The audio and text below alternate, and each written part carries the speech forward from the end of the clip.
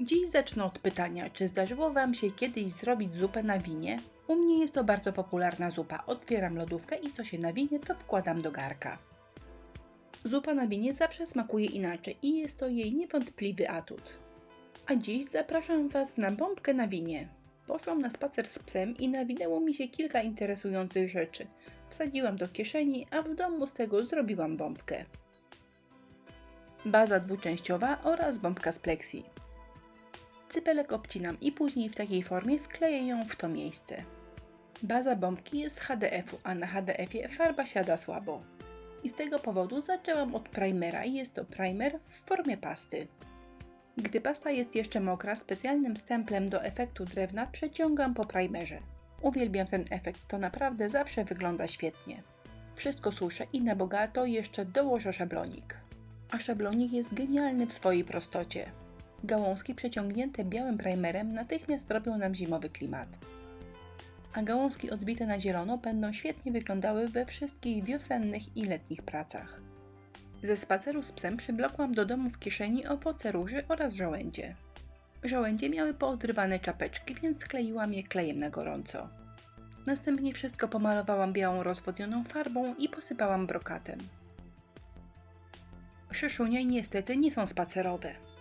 Jeżeli gdzieś możecie szyszki w swojej okolicy znaleźć, to super, ale jak nie macie gdzie, to zapraszamy do naszego sklepu, bo akurat szyszunie to dostałam w naszym sklepie. Praca jest zimowa, więc przydadzą się śnieżynki tekturowe albo sklejkowe, wszystko jedno. Maluję białą farbą akrylową i grubo posypuję brokatem.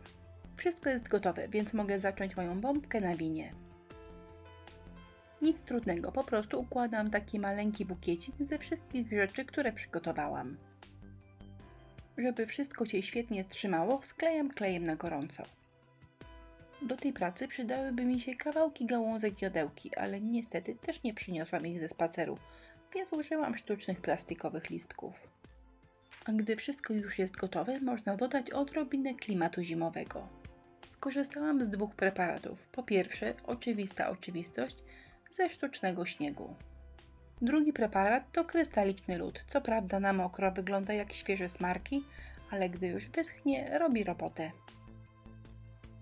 Na mokro wygląda tak, a na końcu filmu zwrócę Waszą uwagę na ten preparat już po wyschnięciu. Boki bombki ozdobię konturówką i pokażę Wam, jak zrobiłam najprostszy szlaczek na świecie. Jeżeli lubicie, jak coś się świeci, to warto konturówkę jeszcze na mokro posypać brokatem.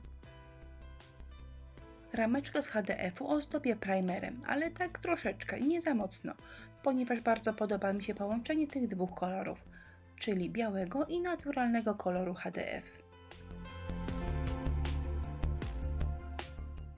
Bombkę można skleić obojętnie czym, ja akurat użyłam Express Glue.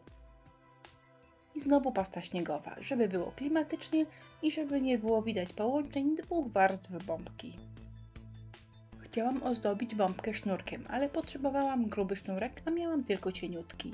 Uplotłam z niego warkoczyk, pomalowałam na biało i myślę, że teraz wygląda dobrze. Za chwilę zamknę moją kompozycję bombką pleksji, ale zanim to zrobię, zobaczcie, jak wygląda wszystko, co zdobiłam w środku. Suchy lód krystaliczny prezentuje się tak. Nadeszła pora, żeby pracę zamknąć. Przyklejam bombkę, a następnie naokoło sznureczek. Żeby pracę utrzymać w tym samym klimacie, ozdoby, które umieściłam w środku, dam także na górę, czyli ozdobię kokardkę. A gotowa bombka na winie prezentuje się tak. Pomysł naprawdę bardzo prosty, a dzięki bombce pleksji stał się elegancki. Jeżeli Wam się podoba, to jak zwykle listę wszystkich artykułów, które użyłam w filmie, zamieściłam poniżej, czyli w jego opisie. Dziękuję Wam za uwagę, zapraszam do naszego sklepu i na inspirello.pl.